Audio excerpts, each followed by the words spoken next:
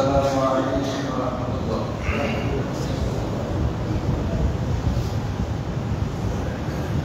الحمد لله نحمده ونستعينه ونستغفره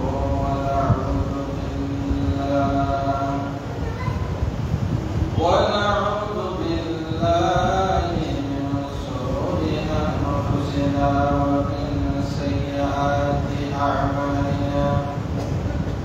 من يهده الله فلا مضل له ومن يضلله فلا هادي له. أشهد أن لا إله إلا الله وأشهد أن محمدا عبده ورسوله. أما بعد فأعوذ بالله من الشيطان الرجيم. بسم الله الرحمن الرحيم. قاف والقرآن المجيد بل عجبوا أن جاءهم منذر منهم فقال الكافرون هذا شيء عجيب. أإذا متنا وكنا ترابا ذلك رجع بعيد. بارك الله لنا ولكم في القرآن العظيم ونفعنا وإياكم بالآيات والذكر الحكيم.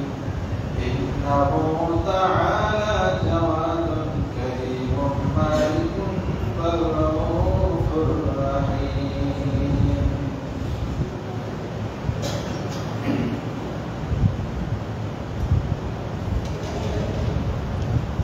الحمد لله الحمد لله الذي لم يزل عالما قديرا حيا قيما سميعا بصيرا. أشهد أن لا إله إلا الله وأشهد أن محمدا عبده ورسوله. أما بعد فأعوذ بالله من الشيطان الرجيم. بسم الله الرحمن الرحيم.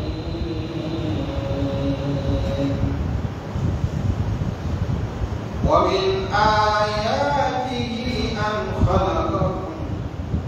خلق لكم من أنفسكم أزواجا لتسكنوا إليها وجعل بينكم مودة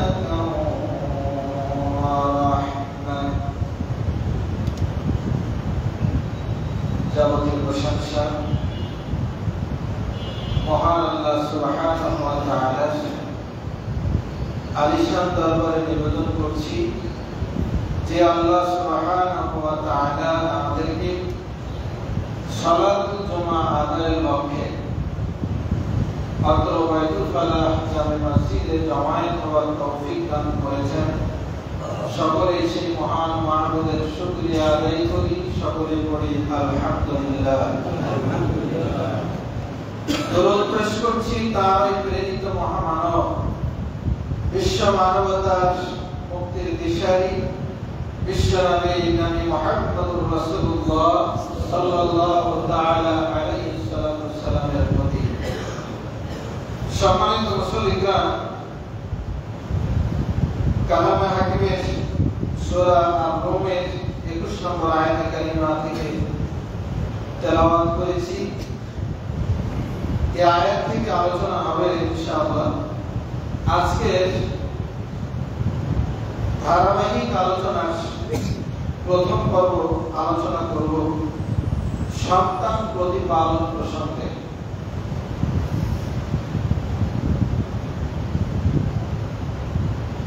সন্তান প্রতিপালন অর্থাৎ ছেলে মেয়েদেরকে উপযুক্তভাবে লালন পালন করা, মানুষ করা। বেশ কয়েকটি পর্বে আলোচনা উপস্থাপন করবো ইনশাআল্লাহ। এই আলোচনার লক্ষ্য একটাই, আমরা সংখ্যায় বৃদ্ধি হচ্ছে, মানুষ বাড়ছে, কিন্তু সত্যিকার মানুষ আমরা বৃদ্ধি করতে পারিনি। আমরা এই সন্তান প্রতিপালন করতে বুঝে নিয়েছি ছেলেকে মেয়েকে স্কুলে পড়াতে হবে, মায়েরা লাইন ধরে সন্তানদেরকে স্কুলে নিয়ে যাবে, আসবে, 3-5 করে প্রাইভেট দেবে। কেউ মনে করেছি ছেলে মেয়েকে ভালোভাবে খাওয়া দাওয়া করাতে পারলেই হলো। এক একজনের চিন্তা চেতনা এক এক ভাবে আমরা আমাদের ছেলে মেয়েগুলোকে মানুষ করছি। শরীয়তের সিস্টেম, ইসলাম কিভাবে প্রতিপালন করতে বলে, এই ফর্মুলা জানা না থাকার কারণে আমরা শুধু সন্তান জন্ম দিয়ে সংখ্যায় বৃদ্ধি করেছি, কিন্তু এগুলোকে মানুষ করতে পারিনি। যার কারণে আমাদের এই সন্তানরা মাস্তান হচ্ছে, গুন্ডা হচ্ছে, মাওবাদ হচ্ছে, সন্ত্রাসী হচ্ছে, চাঁদাবাজ হচ্ছে, মাদক সেবী হচ্ছে। এই সন্তানগুলো বাতিলের পিছনে দৌড়াচ্ছে। এই মানুষগুলো নির্বাচনের সময় আসলে মাথায় টুপি দিয়ে পাঞ্জাবি পরে ইসলামের লেবাস ধারণ করছে, কিন্তু আমরা সত্যিকার ভাবে মানুষ হতে পারি। যার কারণে আমার আপনার প্রিয় জন্মভূমি মাতৃভূমি বাংলাদেশে এই 55 বছরের ইতিহাসে জনসংখ্যা দ্বিগুণ থেকে তিনগুণ হয়েছে, কিন্তু আমরা সত্যিকার মানুষ হতে পারিনি। সমাজে শান্তি আসেনি, পরিবারে শান্তি আসেনি। সম্মানিত উপস্থিতি, দুনিয়াতে শান্তি, পরকালীন জীবনে মুক্তি পেতে হলে আদর্শ সন্তান প্রতিপালনের কোনো বিকল্প নাই। বিষয়টা এই কারণে আরো জরুরি, আমরা একদিন সবাই মারা যাব। আপনি যত বড় দলের নেতা হন, যত বড় দলের কর্মী হন, আপনি যতই সম্পদের অধিকারী হন, আপনাকে আমাকে একটা সময় দুনিয়া থেকে চলে যেতে হবে। আমরা দুনিয়া থেকে যাওয়ার পরে অনেকে আমরা নানাভাবে মাইয়েতে রুহের মাগফিরাত কামনা করি। 2 দিন 3 দিনের দিন খানা পিনা করে তালবিলিম দেখে মিলাদ কিয়াম করে নিয়ে আমরা মাইয়েতে রুহের মাগফিরাতের প্রত্যাশা করি। ইমাম সাহেবদেরকে কিছু হাজিরা দিয়ে দাওয়াত করে চলেন, আমার বাপের কবরটা জিয়ারত করে দেন, দিয়ে আমরা দায়িত্ব থেকে অব্যাহতি গ্রহণ করি। আমরা ইসলাম সাপোর্ট করে না এমন অনেক পদ্ধতি আমরা আমাদের মৃত ব্যক্তিদের নাজাতের প্রত্যাশা করি, কিন্তু মাইয়েতের উপকার হয়, মৃত ব্যক্তির কল্যাণ হয় 3টা রাস্তায়। 3টা রাস্তায় কল্যাণ হয়, এটা আমরা বহুবার বলেছি, আবারও উল্লেখ করছি।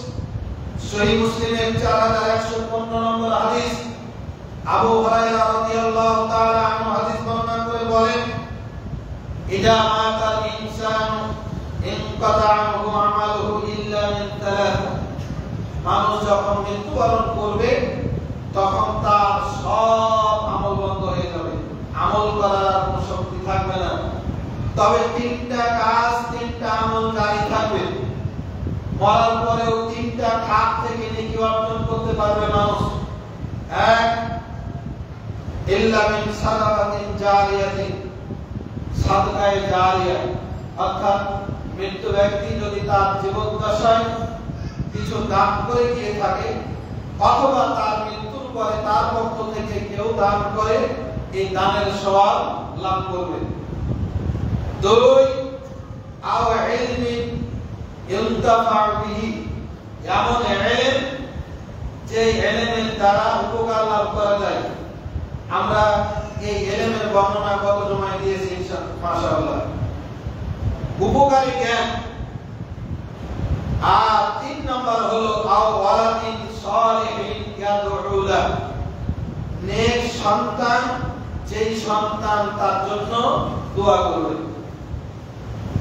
তালবিল থেকে দোয়া নাই, ইমাম সাহেব থেকে দোয়া নাই। ইমাম সাহেব দোয়া করলে কবুল হতেও পারে নাও পারে, তালবিল দোয়া করলে কবুল হতেও পারে নাও পারে, কোনো নিশ্চয়তা নাই। কিন্তু যদি সৎ সন্তান দোয়া করে, রাসূল করিম সাল্লাল্লাহু আলাইহি ওয়াসাল্লাম বলেছেন এই দোয়ার সওয়াব মায়ের মৃত্যুবরণ করার পরেও লাভ করবে। তো সম্মানিত উপস্থিতি, তাহলে আমাদের এই খাতটাতে অনেক যত্ন নিতে হবে। এমন সন্তান আমাদেরকে মানুষ করে যেতে হবে যেই সন্তানের কারণে আমি আমার মৃত্যুর পরে সওয়াব লাভ করব। এমন অনেক দৃশ্য দেখা যায়, বাড়ির মালিক বা কোন এক ব্যক্তি ইমাম সাহেবকে ডেকে তার আত্মীয় কবর জিয়ারত করার জন্য পানি পড়া লাগিয়ে, হুজুর আসেন, হুজুর আসেন।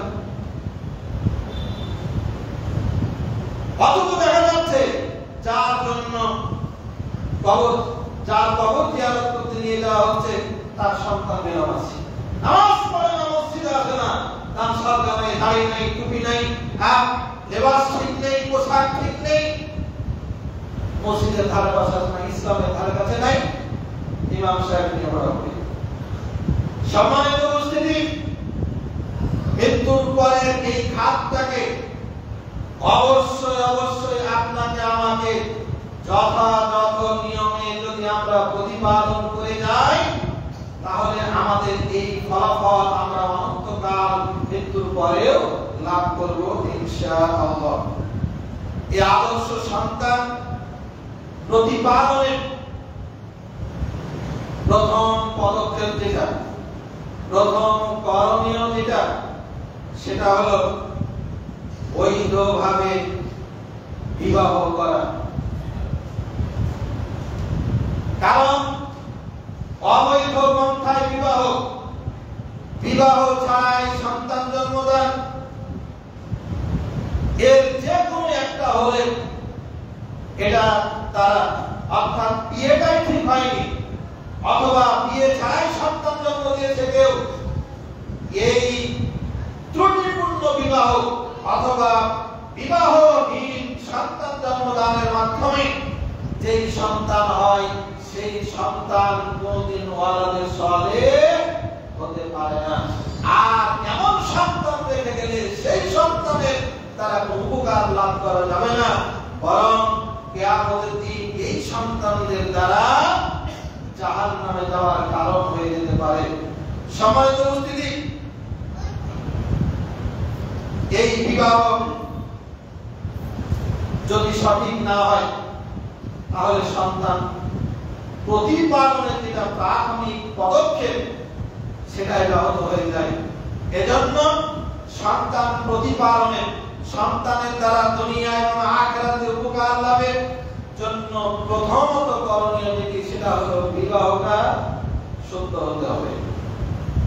আমরা এই মসজিদে 2017 সনে ধারাবাহিকভাবে 2-3 মাস বিবাহ কেন্দ্রিক সহিষ্ণুভাবে কিভাবে বিবাহ করানো যায় করতে হয় আমরা বয়ান দিয়েছিলাম, কিন্তু দুর্ভাগ্যজনক হলো সত্য আমরা বিষয়গুলো আমলে নিয়ে মাথায় রাখি। আমরা এটাকে মনে করি এটা আবার আনন্দ উৎসবের একটা বিষয় মনে করি, কিন্তু বিবাহ যে একটা ইবাদত, বিবাহ যে একটা পরকালের জীবনের নাজাত লাভের একটা উপায় আমরা এটা গ্রহণ করিনি, যার কারণে আমাদের বিবাহগুলো আজও 99% ত্রুটিপূর্ণ, শরিয়ার সাথে সাংঘর্ষিক, শরিয়া মাফিক বিবাহ হচ্ছে না। আর এই শরিয়া মাফিক বিবাহ না হওয়ার কারণে, শরিয়া মাফিক দাম্পত্য জীবন পরিচালনা না করার কারণে এই ত্রুটিপূর্ণ দাম্পত্য জীবনের ফলে যে সন্তান আমরা লাভ করি, এই সন্তানগুলোই মাস্তান হয়, এই সন্তানগুলোই গন্ডা হয়, এই সন্তানগুলোই চালাবাজি হয়, এই সন্তানগুলোই মাদকাসক্তি হয়, এই সন্তানগুলোই কোরআনের আইনের পরিপন্থী সমাজ পরিচালনার জন্য তৎপর থাকে। সম্মানিত উপস্থিতি, তাই আসুন আমরা জানার চেষ্টা করি, আবারও জানার চেষ্টা করি আমাদের বিবাহগুলো, যাতে আমাদের ত্রুটিপূর্ণ বিবাহ হয়েছে এগুলো কিভাবে কারেকশন করা যায়, কিভাবে এখান থেকে পরিত্রাণ পাওয়া যায়। আর আমাদের ছেলে মেয়েদের অথবা যে সমস্ত যুবকরা ভবিষ্যতে বিবাহ বন্ধনে আবদ্ধ হতে চাও, তোমরা কিভাবে এই পথে অগ্রসর হবা, এখান থেকে আমরা নসিহত গ্রহণের চেষ্টা করি। আল্লাহ সুবহানাহু ওয়া তাআলা আমাদের সকলকে বিষয়টি অতীব গুরুত্বের সাথে শ্রবণ করে অনুধাবন করে আমল করার আল্লাহ তাআলা তৌফিক দান করুন, আল্লাহুম্মা আমিন। এই বিবাহ এটা নতুন কোনো সিস্টেম নয়, এটা মানব সৃষ্টির সূচনা থেকেই আল্লাহ তাআলা কর্তৃক একটা সিদ্ধান্তে, আল্লাহ তাআলা কর্তৃক একটা গুরুত্বপূর্ণ বিধান। আল্লাহ সুবহানাহু ওয়া তাআলা বাবা আদম আলাইহিস সালামকে সৃষ্টি করলেন। আদম আলাইহিস সালাম থেকে তার সহধর্মিণী ওয়াখালাকা মিনহা যাওজাহা, তার সহধর্মিণী স্ত্রী হাওয়া আলাইহিস সালামকে সৃষ্টি করলেন। জান্নাতে আল্লাহ সুবহানাহু ওয়া তাআলা আদম এবং হাওয়ার বিবাহ বন্ধনে তাদেরকে আবদ্ধ করায় দেন। কিভাবে বিবাহ বন্ধন হলো, এই নিয়মে ভিত্তিহীন দলিলবিহীন বর্ণনা আমাদের সমাজে প্রচলিত আছে। আমাদের ওই বর্ণনায় যাওয়ার প্রয়োজন নাই। আল্লাহ সুবহানাহু ওয়া তাআলা কে সৃষ্টি করেছেন, আর আল্লাহ তাআলা সাক্ষ্য দিচ্ছেন, ইয়া আদম উসকুন আনতা ওয়া যাওজুকাল জান্নাহ, হে আদম তুমি এবং তোমার স্ত্রী হাওয়া জান্নাতে বসবাস করো। আল্লাহ তাআলা তাদেরকে সৃষ্টি করে তাদেরকে স্বামী স্ত্রী হিসাবে দুনিয়াবাসীর কাছে পরিচয় দিয়ে দিলেন, তোমরা স্বামী স্ত্রী। তো আল্লাহ তাআলা তাদেরকে স্বামী স্ত্রী হিসাবে সৃষ্টি করলেন, স্বামী স্ত্রী হিসাবে পরিচয় করিয়ে দিলেন। কাজী বিবাহ কে পড়ালেন, মহারণা কি ছিল ইত্যাদি নানাবিধ তথ্যবিহীন বর্ণনা আমাদের সমাজে প্রচলিত আছে। এগুলো জানার আমাদের কোনো প্রয়োজনীয়তা নাই। আল্লাহ সুবহানাহু ওয়া তাআলা নিজে সৃষ্টি করলেন এবং এই সৃষ্টির পথ চলার মাধ্যমে যিনি করলেন তাদের বিবাহ, তাদেরকে স্বামী স্ত্রী হিসেবে আল্লাহ তাআলা পরিচয় করিয়ে দিলেন। অর্থাৎ আল্লাহ সুবহানাহু ওয়া তাআলা নিজেই বিবাহ বন্ধনে তাদেরকে আবদ্ধ করিয়ে দিলেন। এই বিবাহের গুরুত্ব দিতে গিয়ে আল্লাহ সুবহানাহু ওয়া তাআলা সূরা নূরের 21 নম্বর আয়াতে বলছেন, ওয়া মিন আয়াতিহি আন খালাকা লাকুম মিন আনফুসিকুম আজওয়াজা। আল্লাহ তাআলা যত নিদর্শন আছে, ধন্যতম নিদর্শন হলো যে আল্লাহ তাআলা তোমাদের থেকে তোমাদের সঙ্গীকে, স্ত্রীকে আল্লাহ তাআলা সৃষ্টি করেছেন। কেন? লিতাসকুনু ইলাইহা, যাতে করে তার কাছে পরিতৃপ্ত হতে পারো, বসবাস করতে পারো। ওয়াজআলা বাইনাকুম মাওয়াদ্দাতাও ওয়া রাহমা, এবং তোমাদের মধ্যে আল্লাহ তাআলা ভালোবাসা এবং দয়া সৃষ্টি করে দিয়েছেন।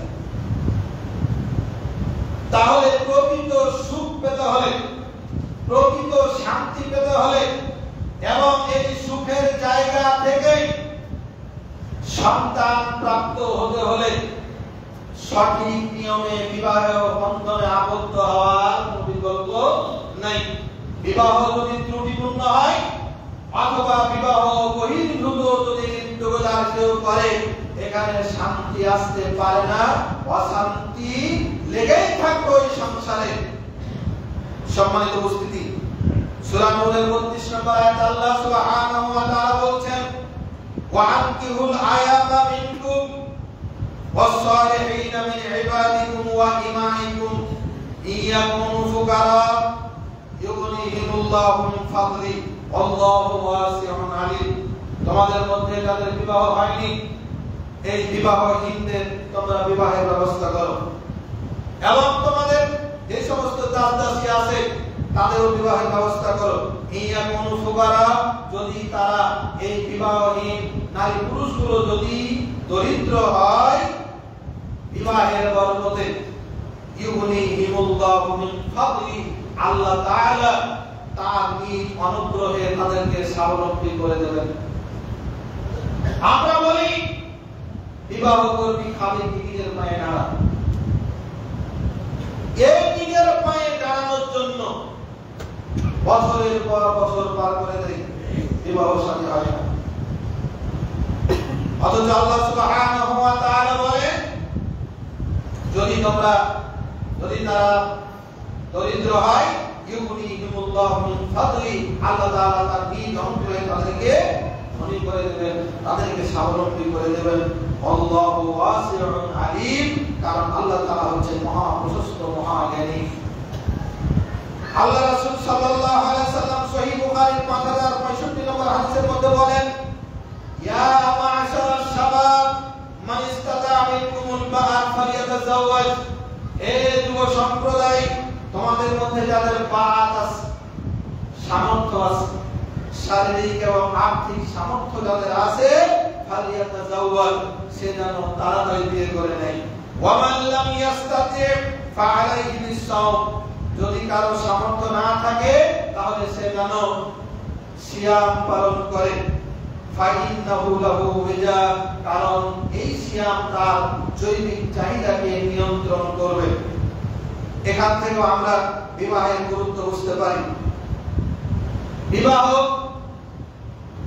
না করে কেউ যদি মনে করে যে আমি বিবাহ করব না, আমি আল্লাহর ইবাদত বন্দেগীতে সময় অতিবাহিত করব, এই বৈরাগ্যবাদ ইসলাম পছন্দ করে না। সহিহ বুখারী 5063 নম্বর একটা লম্বা হাদিস আছে। আনাস বিন মালিক রাদিয়াল্লাহু তাআলা আনহু হাদিস বর্ণনা করে বলেন, জা সালাসাতু রাহতিন ইলা নবী ইলা বুয়ুতি আজওয়াজিন নবী সাল্লাল্লাহু আলাইহি ওয়াসাল্লাম, তিনজনের একটা দল, তিনজন ব্যক্তি আল্লাহ রাসূল মুহাম্মদ সাল্লাল্লাহু আলাইহি ওয়াসাল্লামের স্ত্রীদের কাছে ইলম অর্জন করতে আসলেন। আল্লাহ রাসূল সাল্লাল্লাহু আলাইহি ওয়াসাল্লামের স্ত্রী উম্মাহাতুল মুমিনিনদের কাছে ইলম অর্জন করতে আসলেন। এখান থেকে আমরা একটা বিষয় বলতে পারি, মহিলারা জ্ঞান অর্জন করবে, তারা যদি জ্ঞানী হয়, অজানা লোকেরা, সে নারী হোক, নারীরা সরাসরি ইলম অর্জন করবে, এবং পুরুষ যদি হয়, সে যদি কোনো নারীর কাছে জ্ঞান অর্জন করতে চায় তাহলে পর্দার সাথে জ্ঞান অর্জন করতে পারে। কারণ আল্লাহ সুবহানাহু ওয়া তাআলা বলেন, ফাসআলু আহলাদ যিকরি ইন কুনতুম লা তা'লামুন। আমরা গত জুমায় বলেছি, যদি তোমরা জ্ঞানহীন হও, মূর্খ হও, অজ্ঞ হও, তাহলে জ্ঞানীদের কাছ থেকে জেনে নাও। এই জ্ঞানী পুরুষ হতে পারে, নারীও হতে পারে।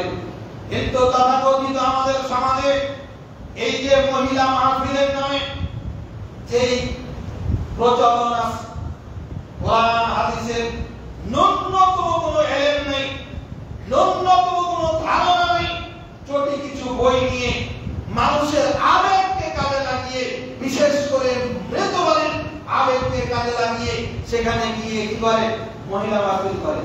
শুধু মাহফিল করে তা নয়, এটাকে প্রাতিষ্ঠানিক রূপ দেওয়া হচ্ছে। অনেক মসজিদ থেকে মাইকে ঘোষণা দেওয়া হচ্ছে, অমুকের বাড়িতে মহিলা মাহফিল হবে, অমুক মহিলা এসেছে, আপনারা যান। আল্লাহ রাসূল মুহাম্মদ সাল্লাল্লাহু আলাইহি ওয়াসাল্লামের সহধর্মীগণ কি পারতেন না বাড়ি বাড়ি গিয়ে মাহফিল করতে? কোন রিওয়ায়াত আছে?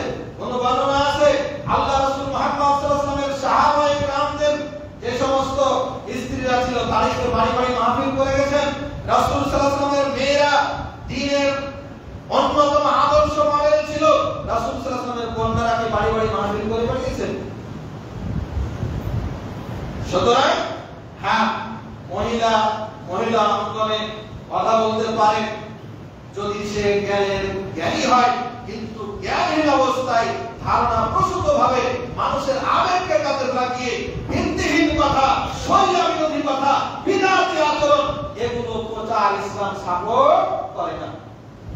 সম্মানিত উপস্থিতি, তিনজন লোক আল্লাহ রাসূল সাল্লাল্লাহু আলাইহি ওয়াসাল্লামের স্ত্রীদের কাছে আসলেন, ইয়াসআলুনা আন ইবাদাতিন নবী সাল্লাল্লাহু আলাইহি ওয়াসাল্লাম। তারা এসে আম্মা জানদের কাছে জানতে চাইলেন, আম্মা জান, আল্লাহ রাসূল সাল্লাল্লাহু আলাইহি ওয়াসাল্লামের ইবাদতটা কেমন ধরনের ছিল, কি ধরনের ইবাদত তিনি বাড়িতে পালন করতেন, আমাদের একটু জানান। ফালাম্মা আকবারু, যখন উম্মাহাতুল মুমিনিনগণ ওই তিনজন ব্যক্তিকে আল্লাহ রাসূল সাল্লাল্লাহু আলাইহি ওয়াসাল্লামের বাড়ির অভ্যন্তরে যে ইবাদত বন্দেগী করতেন এটার বর্ণনা যখন পেশ করলেন, কান্নাহুম তাকাল্লুহা, সাহাবীরা মনে করলো সুবহানাল্লাহ, আল্লাহ রাসূল যার জীবনের অতীতের গুনাহ, ভবিষ্যতের গুনাহ, তার ইবাদত এত উন্নত, এত বেশি, সে তুলনায় আমার তো একেবারে জিরো, আমাদের তো কিচ্ছু নাই। সুতরাং এই ইবাদতের আমরা এখন বেশি করে লাগবো। তারা কি করতে লাগলো? তারা তিনজন একে একে ঘোষণা দিচ্ছে, ক্বালা আহাদুহুম আম্মা আনা ফাইন্নী উসাল্লিল লাইলা আবাদা।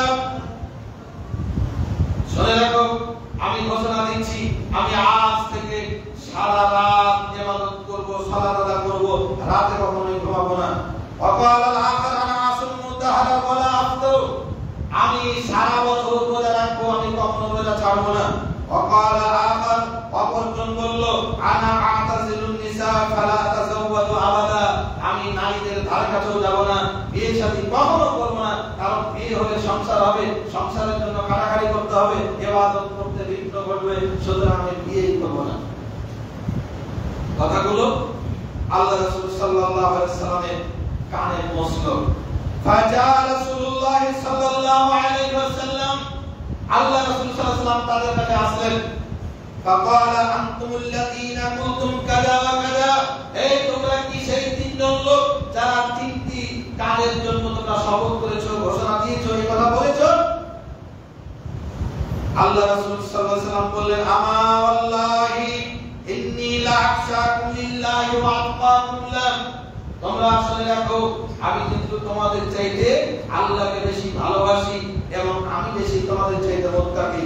শুনে রাখো, লাকিন্নী আসুমু ওয়া উফতির, আমি রোজা রাখি আবার রোজা ভঙ্গ করি, আমি সারা বছর রোজা রাখি না। ওয়া উসাল্লি ওয়া আরকুদ, আমি রাতের বেলা কিয়াম করি, তাহাজ্জুদ পড়ি, আবার রাতের বেলা আমি ঘুমাই। ওয়া আতাযাওয়াজুন নিসা, এবং আমি কিন্তু বিয়ে শাদীও করেছি। ফামান রাগিবা আন সুন্নতি ফালাইসা মিন্নি, শুনে রাখো, আমার এই সুন্নতকে যারা অবজ্ঞা করে মুখ ফিরিয়ে নেবে, সে আমার উম্মত থেকে খালি হয়ে যাবে, সে আমার উম্মত থাকতে পারবে না। সুতরাং এই বিবাহ না করে বৈরাগ্য জীবন যাপন ইসলাম সাপোর্ট করে না। সুতরাং বিবাহ সামর্থ্য থাকলে করতেই হবে। আল্লাহ রাসূল সাল্লাল্লাহু আলাইহি ওয়াসাল্লাম জামে তিরমিজির 1655 নম্বর হাদিস, নাসাই শরীফের 3218 নম্বর হাদিসের মধ্যে বলছেন, সালাসাতুন হাক্কুল্লাহি আউনুহুম, তিন শ্রেণীর মানুষকে সাহায্য করা আল্লাহর হক হয়ে যায়। শুনুন, আল্লাহ রাসূল সাল্লাল্লাহু আলাইহি ওয়াসাল্লাম বলছেন, সালাসাতুন হাক্কুল্লাহি আউনুহুম, তিন শ্রেণীর মানুষকে সাহায্য করা আল্লাহর হক, আল্লাহর দায়িত্ব হয়ে যায়, আল্লাহ সাহায্য না করে পারেন না। এক, আল মুকাতিবুল্লাযী ইউরিদুল আদা, ওই দাস যে তার মনিবকে টাকা দিয়ে মুক্ত হতে চায়, স্বাধীন মানুষ হতে চায়, ওই দাসকে সাহায্য করা আল্লাহর হক হয়ে যায়। দুই, ওয়ান নাকিহুল্লাযী ইউরিদুল আফাফ, ওই বিবাহের ইচ্ছাকারী যুবক, ওই বিবাহ করতে চাওয়া মানুষটি যে জেনা থেকে, হস্তমৈথুন থেকে, অসৎ জায়গায় যৌবিক চাহিদা পূরণ থেকে পরিত্রাণের জন্য যে ব্যক্তি বিবাহ করতে চায়, আল্লাহ তাআলা তাকে সাহায্য করা আল্লাহর জন্য হক হয়ে যায়। তিন, ওয়াল মুজাহিদু ফি সাবিলিল্লাহ, ওই মুজাহিদ যে আল্লাহর দ্বীনকে বিজয় করার জন্য আল্লাহর রাস্তায় আল্লাহ রাসূল মুহাম্মদ সাল্লাল্লাহু আলাইহি সাল্লাম এবং খোলাফায়ে রাশিদিনের দেখানো পথে জিহাদ করতে চাই, এই মুজাহিদদেরকে আল্লাহর সাহায্য করা হক হয়ে যায়। সম্মানিত উপস্থিতি, এই অতীব গুরুত্বপূর্ণ সন্তান জন্মদানের যে মাধ্যম বিবাহ, এই বিবাহের হুকুমটা কি? বিবাহ হুকুম বিষয়ে ইবনে মাজাহ শরীফের 1846 নম্বর হাদিসে রাসূল সাল্লাল্লাহু আলাইহি ওয়াসাল্লাম বলছেন, আন-নিকাহু মিন সুন্নতি, বিবাহ হচ্ছে আমার সুন্নাত। ফামান লাম ইয়ামাল বিসুন্নতি ফালাইসা মিন্নি, যে ব্যক্তি আমার সুন্নতকে পরিত্যাগ করলো, সুন্নত অনুযায়ী আমল করলো না, সে আমার উম্মত নয়। এই হাদিস দ্বারা বোঝা যায় বিবাহ হচ্ছে সুন্নাত। তবে এই হাদিসের ব্যাখ্যায় যেটা বলা হয়েছে, ক্ষেত্র বিশেষে বিবাহ করা ফরজ বা ওয়াজিব, সামর্থ্য আছে, শারীরিক চাহিদা আছে, ব্যভিচারে লিপ্ত হওয়ার আশঙ্কা আছে, এমন যদি প্রেক্ষাপট তৈরি হয় তাহলে বিবাহ করা ফরজ বা ওয়াজিব। ক্ষেত্র বিশেষে বিবাহ করা হারামও বটে। কোন মানুষের যদি যৌন শক্তি না থাকে তাহলে তার জন্য বিবাহ করা হারাম। আবার ক্ষেত্র বিশেষে বিবাহ করা জায়েজ। মনে করেন যৌবন আসেনি, যৌবনের আগেই নাবালকের বিয়ে শাদী দেবে, এই বিবাহ করা জায়েজ। অথবা অতি বৃদ্ধ বৃদ্ধা হয়ে গেছে, শেষ বয়সে, জৈবিক চাহিদা পূরণের জন্য নয়, অথবা সাংসারিক প্রয়োজনের জন্য, একে অপরের সঙ্গী সাহায্য সহযোগিতার জন্য কেবল বিয়ে করে শেষ বয়সে, এইরকম শেষ বয়সেও বিয়ে করাটা কি জায়েজ। এবার আমরা জানবো বিবাহের বয়সটা আসলে কত, কোন বয়সে বিবাহ করা উচিত। ইসলাম বিবাহের সুনির্দিষ্ট কোন বয়স নির্ধারণ করেনি। ইসলাম বিবাহের সুনির্দিষ্ট কোন বয়স নির্ধারণ করেনি। আমি আবারও বলছি, কোরআন এবং হাদিসের কোথাও বিবাহের ন্যূনতম বয়স নির্ধারণ করা হয়নি। বাংলাদেশের সংবিধানে, বাংলাদেশের আইনে বিবাহের বয়স করে দেওয়া হয়েছে মেয়েদের জন্য 18, ছেলেদের জন্য 21। এর আগে যদি কেউ বিয়ে করে সেটা বাল্য বিয়ে হিসাবে গণ্য করা হয়, এটা শাস্তিযোগ্য অপরাধ বলে চিহ্নিত করা হয়েছে, এটাকে দণ্ডবিধির আওতায় আনা হয়েছে। সম্মানিত মুসল্লিগণ, কোরআন বিরোধী এই আইন করার দুঃসাহস কে দিল? শাসকদেরকে। এই আইন যারা তৈরি করেছে, বয়স যারা নির্ধারণ করেছে, শাস্তির বিধান যারা করেছে, যেই নেতারা আইন করেছে, যেই বিচারকরা এটা কার্যকর করে, যেই প্রশাসন এটা শাস্তি বাস্তবায়নের উদ্যোগ গ্রহণ করে, সকলকেই আল্লাহর আদালতে জবাবদিহি করতে হবে। কারণ আল্লাহ তাআলা বলছেন, ওয়ামান লাম ইয়াহকুম বিমা আনজালাল্লাহ ফাউলাইকা হুমুল কাফিরুন। আল্লাহ যেটা হুকুম দেয়, আল্লাহ আইনের পরিপন্থী যারা বিচার করে, তারা হচ্ছে কাফির, তারা হচ্ছে ফাসিক, তারা হচ্ছে জালেম। বাংলাদেশের সংবিধান যেমন অনেকটাই কোরআন বিরোধী, এটাও কোরআন সুন্নাহ বিরোধী একটা আইন। এই আইনের বিরুদ্ধে মুসলমানদের বিদ্রোহ করা উচিত।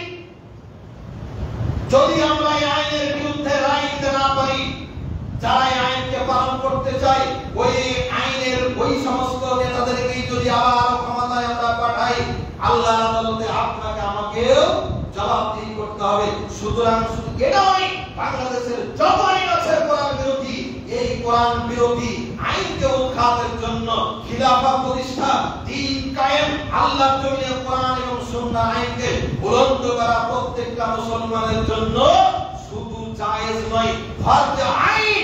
এর পথে আপনাকে আমাকে আসতেই হবে। শুধু ভোটের সময় টুপি মাথায় দিলে মুসলমান হওয়া যায় না, ভোটের সময় তাসবিহ হাতে নিয়ে মুসলমান হওয়া যায় না, ভোটের সময় তাসবিহ পট্টি লাগালে দিনদার পরিষ্কার হওয়া যায় না। আমরা এখন আবার দেখছি এই একজন নেতারা বলছে যে আমরা ক্ষমতায় গেলে কোরআন বিরোধী কোনো আইন হবে না। আরে বাংলাদেশের আইন তো পুরোটাই কোরআন বিরোধী, আবার কি আইন করবো? বরং ঘোষণা আপনাকে দিতে হবে, আমরা যদি ক্ষমতায় আসি বাংলাদেশের আইনকে আমরা কোরআন দিয়ে সাজাবো। যারা এই কথা বলবে, যারা এই পথে আন্দোলন করবে, তাদের পথের সাথে থাকা প্রত্যেকটা মুসলমানের জন্য অপরিহার্য। সম্মানিত উপস্থিতি, বলছিলাম বিবাহের বয়স 18 এবং 21 করা সুস্পষ্ট কোরআন সুন্নাহ বিরোধী, আল্লাহর আইনের সাথে পাল্লা দেওয়া, আল্লাহ চাইতে নিজেকে পণ্ডিত ভাবা, রাসূল মুহাম্মদ সাল্লাল্লাহু আলাইহি সাল্লামের চাইতেও নিজেকে পণ্ডিত ভাবা। যারা নিজেকে আল্লাহ এবং তার রাসূলের চাইতে পণ্ডিত ভাবে, তারা পণ্ডিত নয়, তারা মূর্খ, তারা অজ্ঞ, তারা দুরাচার, তারা শয়তান, শয়তানের দোসর। সম্মানিত উপস্থিতি, বিবাহের ন্যূনতম কোনো বয়স নেই। আল্লাহ রাসূল মুহাম্মদ সাল্লাল্লাহু আলাইহি ওয়াসাল্লাম বিবাহের যেটা শর্ত দিলেন, মানিস্তাতা মিনকুমুল বাআত, বিবাহের শর্ত হলো বাআত হতে হবে। বাআত মানে সামর্থ্য। কেউ 12 বছর যৌবন পেতে পারে, কেউ 15 বছরে পেতে পারে, কেউ 18 বছরে পেতে পারে, কেউ 21 বছরে পেতে পারে, কেউ 30 বছরে পেতে পারে। এর কোনো সুনির্দিষ্ট বয়স নাই। যখন যুবক যুবতী মনে করবে তার বিবাহের বয়স হয়েছে, সেটাই তার জন্য বয়স। 18 বছর আগে বিয়ে নয়, 21 বছর আগে বিয়ে নয়, অথচ এই সময়ের মধ্যে শত শত প্রেম, শত শত নষ্টামি, ভ্রষ্টামি পালিয়ে যাচ্ছে, অবৈধভাবে সন্তান জন্ম দিয়েছে, তখন এটাকে আবার সমাজপতিরা বসে জায়েজ করে দিচ্ছে। নাউযুবিল্লাহি মিন যালিক, নাউযুবিল্লাহি মিন যালিক।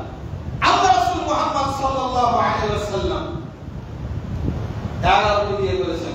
এটা রাসূলের জন্য খাস, সর্বকনিষ্ঠা একমাত্র কুমারী মেয়েকে বিয়ে করেছিলেন, তিনি হচ্ছেন আম্মা আয়েশা রাদিয়াল্লাহু তাআলা আনহা। মুসলিম শরীফের হাদিস 3546 নম্বর হাদিস, আম্মা আয়েশা রাদিয়াল্লাহু তাআলা আনহা বলেন, আন্না নবী সাল্লাল্লাহু আলাইহি ওয়াসাল্লাম তাজাওয়াজাহা, নবী সাল্লাল্লাহু আলাইহি ওয়াসাল্লাম তাকে বিয়ে করেন, ওয়া হিয়া বিনতু 7 সিনিন, তখন আম্মা আয়েশার বয়স ছিল 7 বছর। ওয়া সুফফাত ইলাইহি ওয়া হিয়া বিনতু 9 সিনিন, আর আল্লাহ রাসূল সাল্লাল্লাহু আলাইহি ওয়াসাল্লামের বাড়িতে পাঠিয়ে দেওয়া হয় বাসর করার জন্য, তখন তার বয়স ছিল 9 বছর। ওয়া লু'বা মা'হা, যখন আল্লাহ রাসূলের বাড়িতে আমাদের আয়েশা যান, তখন আম্মাজানের সাথে তার পরিবার তার খেলনাগুলো দিয়ে দিয়েছিল। ওয়া মাতা আনহা ওয়া হিয়া বিনতু 18, আম্মাজানের বয়স যখন 18, তখন আল্লাহ রাসূল ইন্তিকাল করেছেন, অর্থাৎ আম্মাজান 18 বছরের বয়সে বিধবা হয়ে গেছেন। আর 18 বছর বয়সে আমাদের এই বয়সটা হচ্ছে, এই হাদিসটাকে আম্মাজানের এই বয়সে বিয়ে করাকে অনেক নাস্তিক, মুরতাদ, রাসূলের দুশমন আল্লাহ রাসূলকে বাজে মন্তব্য করে, রাসূল সাল্লাল্লাহু আলাইহি ওয়াসাল্লামকে কটূক্তি করে, তার চরিত্র নিয়ে প্রশ্ন তোলে। শুনুন, এক এক দেশে এক এক সময় এক এক বয়সে কেউ বিবাহযোগ্য হয়ে যায়। আমরা বিগত সময় মনে করেন মরহুম প্রেসিডেন্ট শেখ মুজিবুর রহমান বা তার পরিবার সম্পর্কে কোনো কথা বলা, তো এটা মানে একেবারে শাস্তিযোগ্য অপরাধ ছিল। শেখ মুজিবুর রহমান যখন বিয়ে করেন, তখন বিয়ে যখন ঠিক হয়, তখন তার বয়স ছিল 13 বছর, আর তার স্ত্রী ফজিলাতুন্নেসার বয়স ছিল 3 বছর। বিয়ে যখন ঠিক হয়, আর বিয়ে হয় যখন, তখন মুজিবুর রহমান সাহেবের বয়স ছিল 18 বছর, তার স্ত্রীর বয়স ছিল 8 বছর।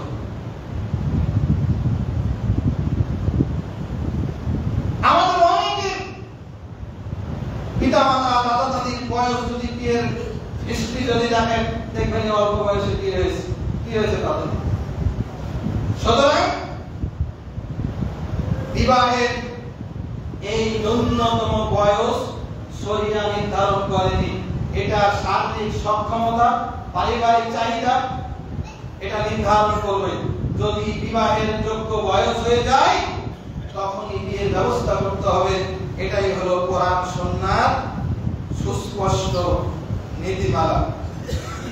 এই বিবাহ যখন সংগঠিত হবে তখন একটা জিনিস খেয়াল রাখতে হবে, প্রথমত সেটি হলো কাদেরকে বিয়ে করা হারাম, এই হারাম বিয়ে থেকে বাঁচতে হবে, হারাম সম্পর্কের বিয়ে থেকে বাঁচতে হবে।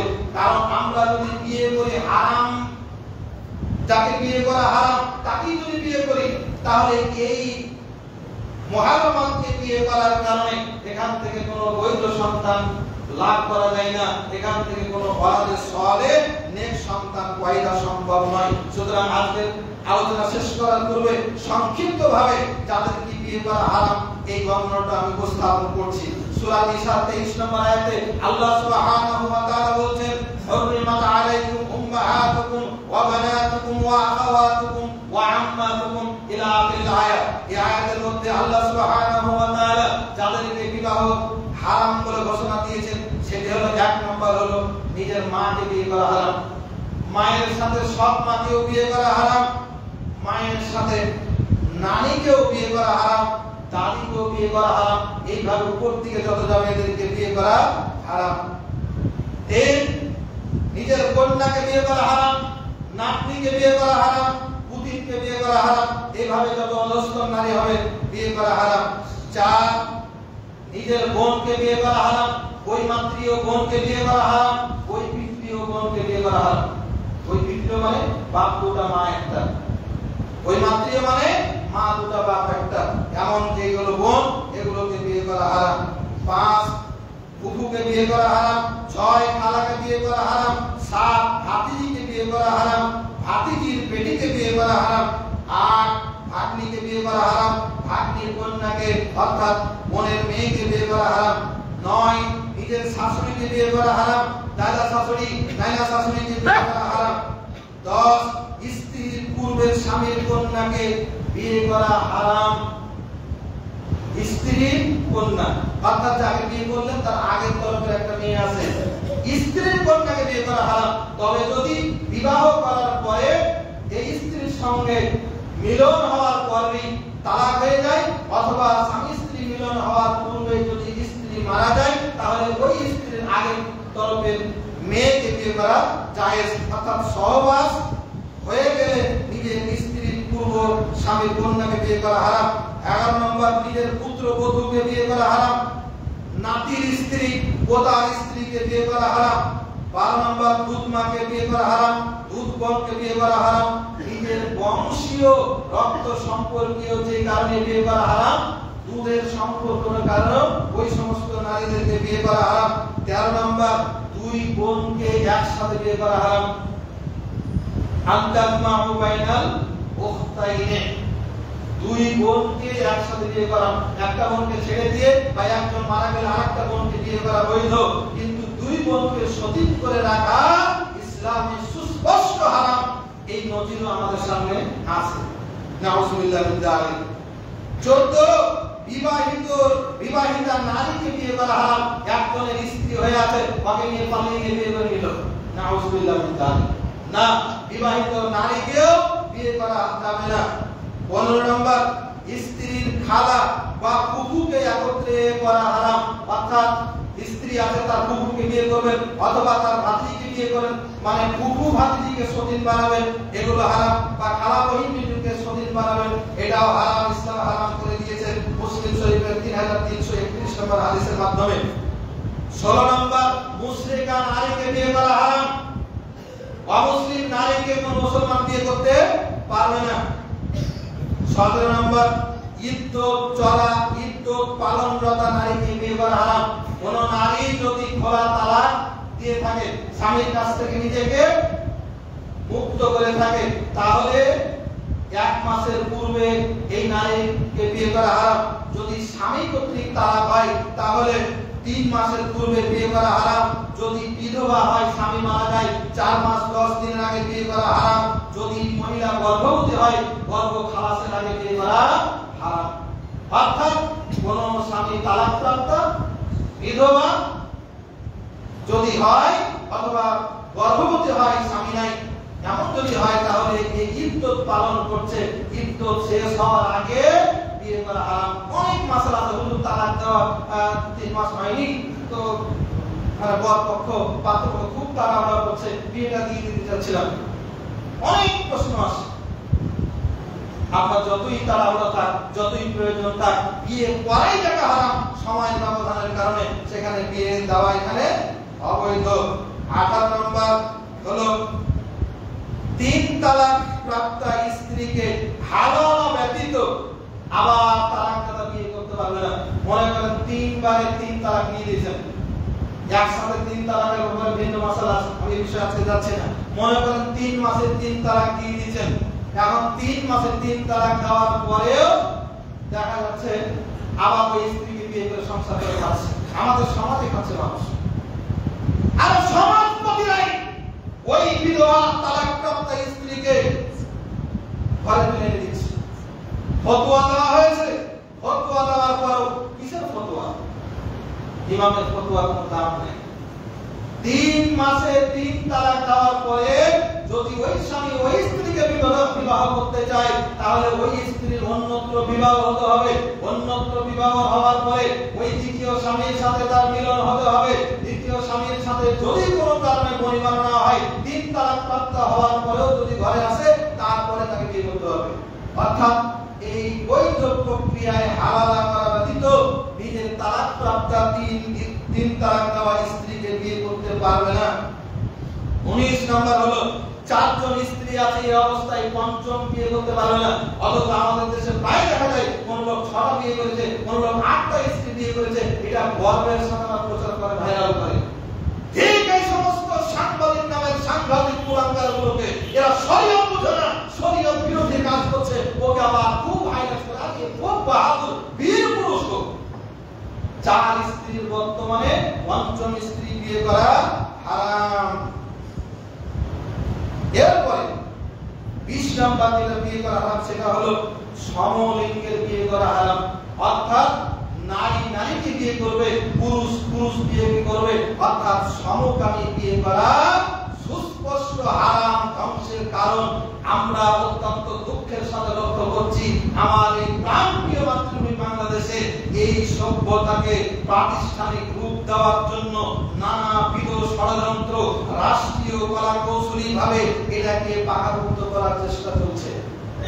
সম্মানিত মুসলমান, সম্মানিত আমার মাতৃভূমি বাংলাদেশের মানুষ, আল্লাহর গজব থেকে যদি বাঁচতে চান, লৌতের কওমের মতো যদি গজব থেকে বাঁচার যদি আগ্রহ থাকে, এই বিবাহ প্রথাকে, এই সমকামী প্রথাকে উৎপাদন করার জন্য পারিবারিকভাবে, সামাজিকভাবে, রাষ্ট্রীয়ভাবে সকলকেই সমস্যায় উদ্যোগ গ্রহণ করতে হবে।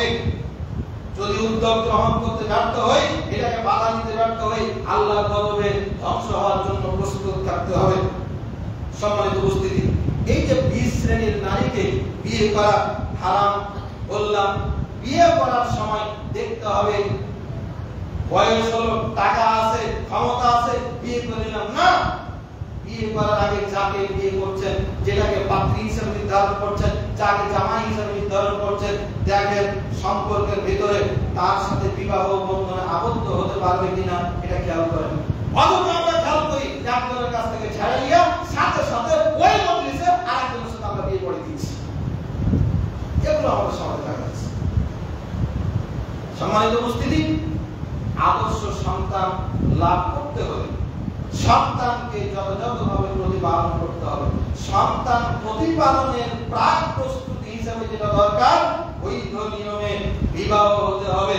বিবাহ যদি সঠিক হয়, পরবর্তী সময়ে বৈধ প্রক্রিয়ায় যদি সন্তান লাভ হয়, আর ওই সন্তানকে যদি আমরা আল্লাহ রাসূল সাল্লাল্লাহু আলাইহি ওয়াসাল্লামের দেখানো পথ অনুযায়ী যদি প্রতিপালন করতে পারি, এই সন্তান হবে দুনিয়াতে আমার জন্য রহমত, দুনিয়াতে আমার জন্য চক্ষু শীতলকারী, দুনিয়াতে আমার হবে উপকারী, আর পরকালের জীবনে মরার পরে আমার নেকি সরবরাহকারী। সম্মানিত উপস্থিতি, আগামী জুমায় ইনশাআল্লাহ বিবাহের বাকি আলোচনাগুলো আমরা আলোচনা করব ইনশাআল্লাহ। সেনাগার আল্লাহ সুবহানাহু ওয়া তাআলা আমাদের সকলকে ভালো রাখুন, আল্লাহুম্মা আমিন। আমাদের যাদের দাম্পত্য জীবন আমরা অতিবাহিত করছি, আমাদের বিবাহটা সঠিক ছিল কিনা না ভুল ছিল, এগুলো খতিয়ে দেখা জরুরি। যদি ভুল পন্থায় আমাদের বিবাহ হয়ে থাকে, বিবাহ যদি না হয়ে থাকে, পিতার সম্মতি ছাড়া মেয়েকে উঠিয়ে নিয়ে গিয়ে বিয়ে করে থাকেন, রাসূল সাল্লাল্লাহু আলাইহি ওয়াসাল্লাম বলেছেন ফানিকা হওয়া বাতিলুন বাতিলুন বাতিলুন, বিয়ে বাতিল। যতদিন সংসার করেছেন সব বাতিল, আপনাকে নতুন ভাবে বিয়ে করতে হবে, বাকি সময়ের জন্য অতীতের জন্য তওবা করতে হবে।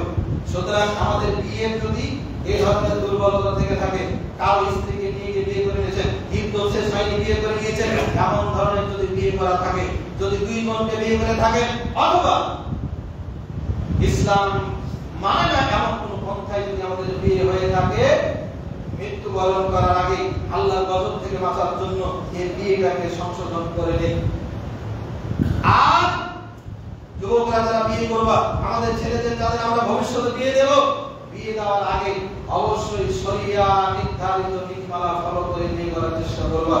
আমরা যেন চেষ্টা করি আল্লাহ সুবহানাহু ওয়া তাআলা আমাদের সকলকে সন্তান প্রতিপালনের প্রাথমিক পদক্ষেপ সহি শুদ্ধভাবে বিবাহ, আল্লাহ তাআলা এই আমলটি আমাদের ইবাদত মনে করে শরিয়া পালন করে আদায় করার তৌফিক দান করুন, আল্লাহুম্মা আমিন।